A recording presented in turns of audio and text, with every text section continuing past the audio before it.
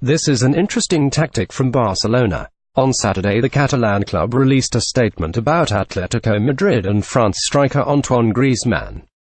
The forward has long been linked with a move to Barca, and media reports in Spain have gone into overdrive regarding a move to the Nou Camp for the 26-year-old. Below is the statement from Barca in full.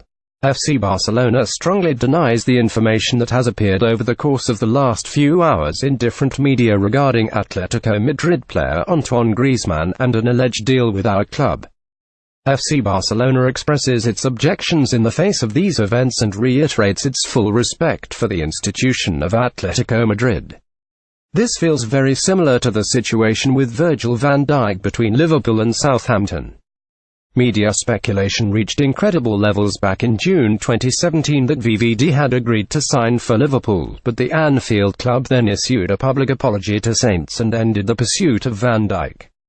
He then signed for Liverpool in January in a $100 million move. With Atletico said to be incredibly unhappy that Griezmann continues to be linked with a move to Barca, plus reports suggesting the Madrid club want to report Barcelona to FIFA for an alleged approach for the star striker, it's not too surprising to see Barca take this very unusual approach to try and calm the situation down. Will it work? Who knows? Is it likely Griezmann will end up at Barcelona anyway?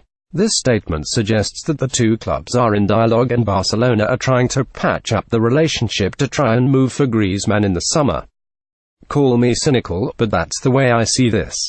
Follow at JPW_NBC Sports. Get caught up on all 7 of Saturday's Premier League fixtures. More, watch full place match replays. Manchester City 3-1 Newcastle. Full recap. For a while it looked like a fierce fight, but Sergio Aguero's hat-trick gave the citizens yet another place win on Saturday at the Etihad Stadium. Jacob Murphy gave the Magpies a temporary moment of relief, though, as the Newcastle frontman finished off a perfectly executed counter-attack. City is once again 12 points ahead of Man United at the top of the table. Arsenal 4-1 Crystal Palace. Full recap. The scoreline indicates a rout, and that's exactly what it was at the Emirates Stadium. The Gunners found themselves up 4-0 inside the opening 22 minutes, and that spelt absolute disaster for the Eagles, who haven't won at Arsenal since October 1994. Arsene Wenger's side remains 5 points outside of the top 4, however, that deficit could be increased to 8 with Liverpool holding a match in hand. More Wenger updates on Aubameyang situation. Hales Gunners performance. Manchester United 1-0 Burnley. Full recap. Burnley's defence is always tough to break past, but Anthony Martial's second-half blast off the underside of the crossbar proved to be the difference for Jose Mourinho's men. The Red Devils are now unbeaten in the last 7 matches in all competitions, including Saturday's place win.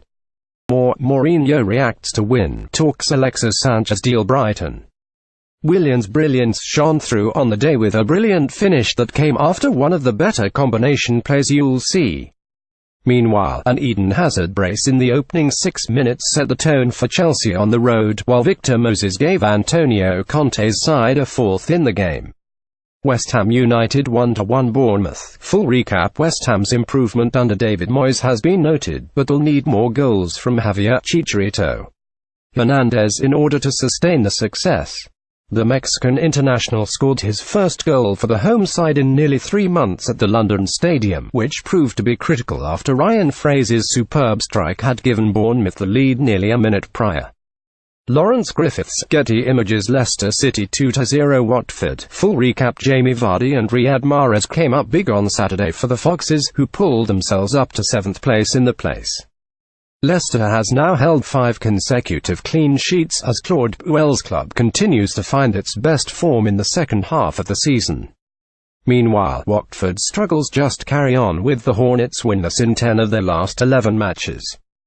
Stoke City 2-0 Huddersfield Town. Full recap. Paul Lambert's Stoke picked up the first win under the new manager after goals from Joe Allen and Maim Biram Diouf gave the Potters a much-needed victory to put the side into 17th place.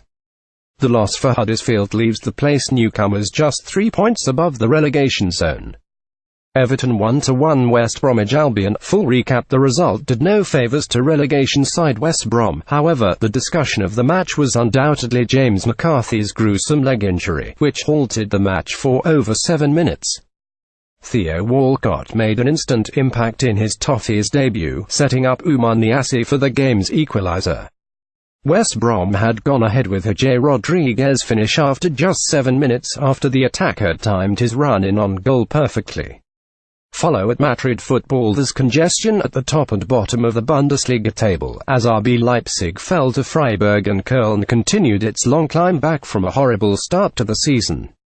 Recap: Man City 3-1 Newcastle. Schalke can go second with a Sunday win, while Bayern's table lead could be as much as 16 if it wins its match.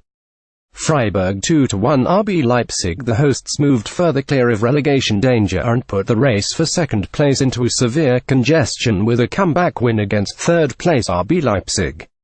Timo Werner had put the visitors ahead in the 65th minute, but Yannick Haber and Robin Koch scored 4 minutes apart to boost all 3 points for the hosts.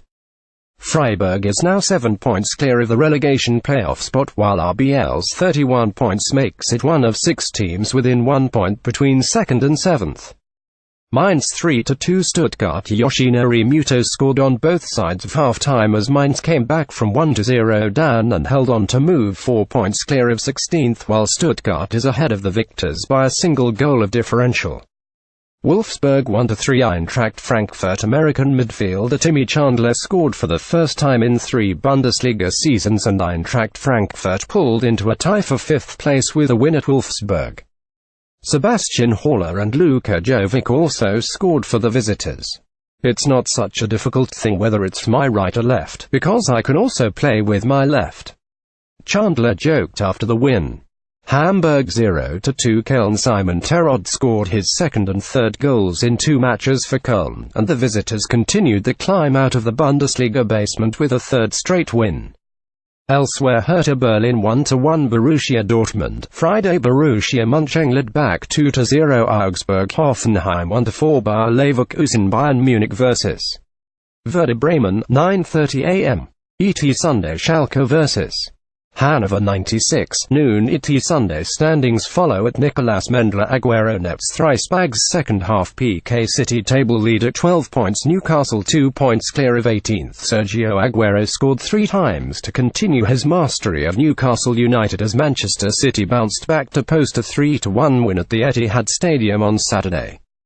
Jacob Murphy scored a second half goal to pull Newcastle to within 1 before Agüero finished his second hat-trick of the season. The Argentine scored 3 and posted an assist against Watford on Sept. 16. The win gives Man City 65 points, 12 more than second-place Manchester United, and improved the goal differential to 51. Newcastle sits 15th with 23 points. Watch full place match replays. Newcastle high-pressed to start, and troubled Ederson was happy to see Oleksandr Zinchenko defy Christian Atsu cross in the first 90 seconds. The Magpies had a 3-5-2 which was 5 at the back when City had the ball, which was often.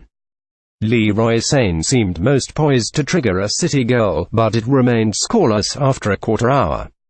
Raheem Sterling scored an offside goal to complete a lightning counter-attack, with David Silva's splendid pass denied an assist by the linesman's rightly raised flag.